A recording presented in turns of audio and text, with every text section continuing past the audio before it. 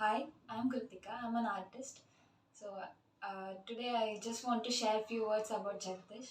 So I know Jagdish in a seminar. So he introduced me the design. So he changed my total perspective of design and art.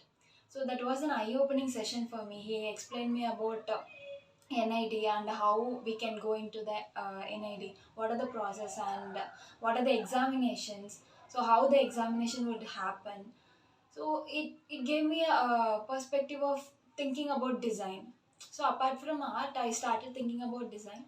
So after that also, when I used to follow up with him, he guided me throughout. So he gave me many tasks and he introduced me a few books about design. So I used to practice on it, and also he was guiding me in my past 1 year.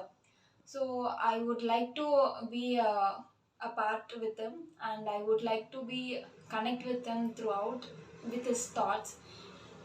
Thank you.